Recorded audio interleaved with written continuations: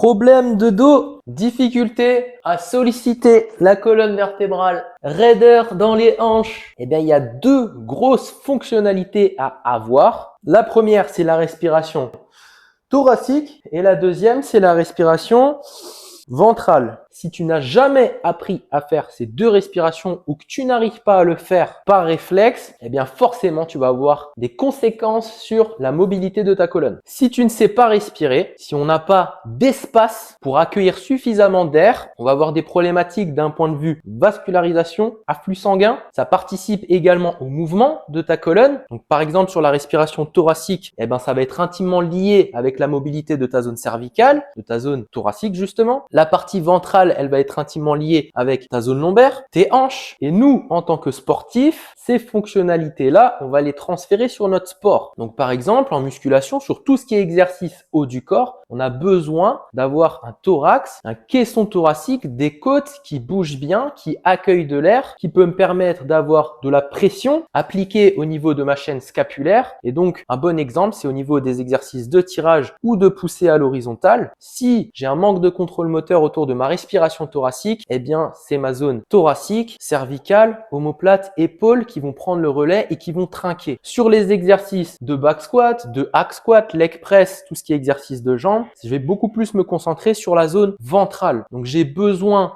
d'emmagasiner de l'air couplé avec un engagement musculaire autour de ma ceinture abdominale, ce qui va me permettre de créer de la pression intra-abdominale et donc généralement qu'on appelle bracing par exemple sur les sports de force. Et c'est cette pression intra-abdominale, donc ma capacité à avoir une bonne respiration ventrale qui va me permettre de sécuriser ma zone lombaire et donc d'être à l'aise sur du back squat, sur du deadlift, etc. Donc c'est deux grosses fonctionnalités à avoir qui sont essentielles et on n'a pas le droit de se plaindre de problèmes de dos si je ne gère pas ma respiration et que je n'ai encore jamais appris à le faire. Si tu as des problématiques particulières dans ton sport et que tu souhaites en parler avec moi, écris MP dans la barre des commentaires.